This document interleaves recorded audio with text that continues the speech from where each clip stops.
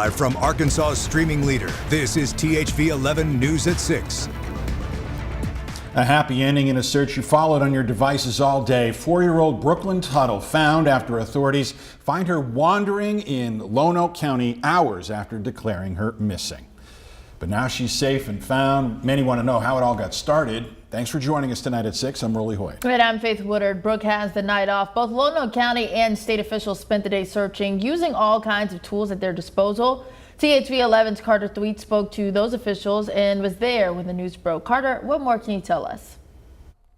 Faith Rowley, we definitely saw all kinds of tools being used here today to try and find 4-year-old Brooklyn Tuttle, and she was missing from her home right here in Keogh, just off of Highway 232. And Arkansas State Police, the Department of Corrections, and the Lonoke County Sheriff's Office collaborated to find her using a helicopter and tracking dogs. And after an hours-long search, State Police found her back near the house at around 2:30 p.m. She'd wandered off and then come back in what Lonoke County Sheriff John Staley described as happy and healthy condition. In fact, he says Brooklyn wasn't worried at all. She just thought she was playing, and he adds that it's a good lesson to parents everywhere.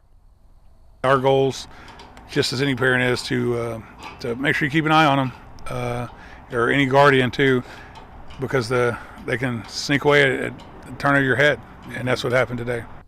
Tuttle is back with her family now. Sheriff Staley added that the search pretty much stayed here in Keogh the whole time once they confirmed that Tuttle wasn't with any other relatives, but they had to search the woods and the vast farmlands out here, which made things a little bit tougher. And I also spoke with the mayor of Keogh, Stephanie White. She thanked all the agencies involved in finding Brooklyn and added that there were many answered prayers once she was found. Reporting in Keogh, I'm Carter Thweet, THV 11 News.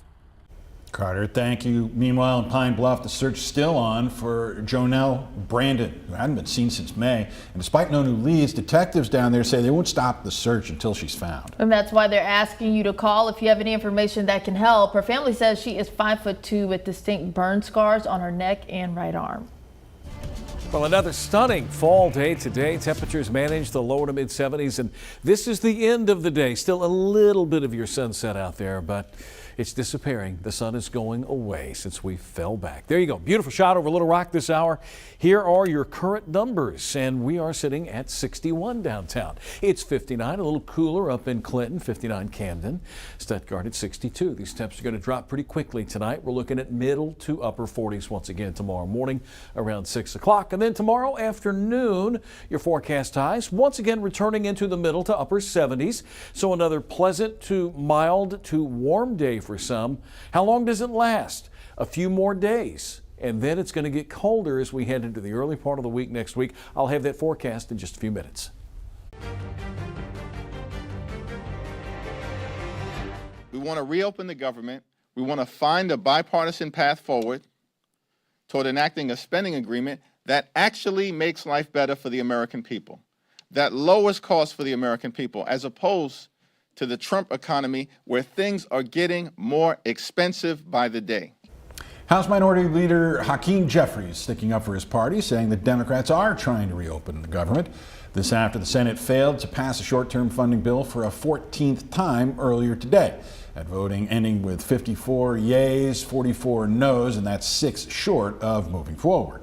And with that vote failing, the shutdown now reaches a major milestone today, marking day 35 of the shutdown, tying the record set back in 2019. And here in Arkansas, more and more people are being directly affected. And that has more and more leaders and groups trying to help. THV 11's Maya Ellison saw some of that firsthand this morning. She brings us the details. At Helping Hand of Little Rock, no one leaves empty-handed. Before 9 a.m., volunteers are already packing bags, getting ready to serve the long lines of families waiting for food on Tuesday. Leading the charge is Director Margaret Douglas. Joining her is Governor Sarah Huckabee Sanders, who stopped by to hand out food and listen to those in need. Yes, ma'am. This is the meat, produce, and then be real quick with our eggs and the It makes a difference when you can come in and be a part of what we're doing here. As the doors opened, the line quickly formed. Families following the process, hopeful for a little extra help this week. Check and see if there's a seat for you. Social workers guided them through, leading families to bags filled with food, supplies, and a bit of relief. It's nice to have people that actually welcome you into, instead of kind of making you feel even worse than what you already do, I guess. Arkansans like Jessica Perez say that relief is crucial, especially right now. But they say the help is just a fix to an ongoing problem. I'm a single mom with 4 kids and pregnant, and it's hard. And then with them saying that there's not going to be any food stamps, and it's like, well, what do we do? Where's the food going to come from? I get a check every month. They shut it off. I'll be out in the streets too. With a lot of these other people that's in the streets now. The need is growing fast. It's a trend Arkansas Food Bank Director Brian Burton says is deeply concerning. It's like a horror movie. I've never seen anything like this in my 30 years of doing this work. Burton says without SNAP support, suffering could grow, adding that the long-term solution starts with ending the problem for good. Bottom line for us is reopen the government, because when that happens, the floodgates of resources and our tax dollars are flowing. We're pleading and praying that the government will reopen soon. In Little Rock, Maya Ellison, THV 11 News. Maya, thank you. On Thursday, state leaders and DHS officials will meet to discuss the latest updates on the shutdown and potential solutions to help the hundreds of thousands of Arkansans affected. If you or someone you know needs information about where to find food or other help, our THV 11 digital team has compiled a list of local food pantries and resources. Just text the word food to 501-376-1111 and we'll send the information directly to your phone. Pets are also facing food insecurity. They're part of our family, right? And U.S. labor stats show the price of pet food since 2022 has gone up by more than 20%.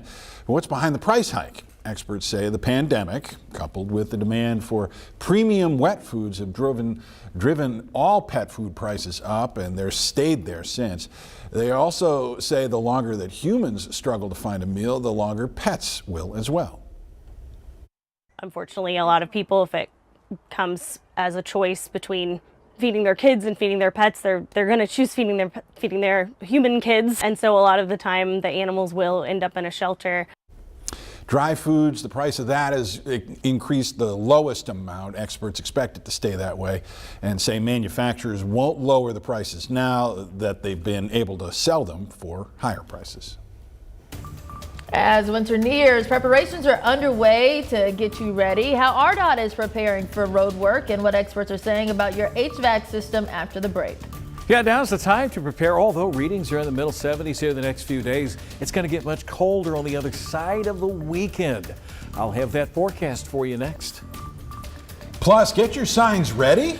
Is college game day coming to Arkadelphia? We've got the pitch leaders are making at each university ahead of next week's Battle of the Ravine. Stick with us.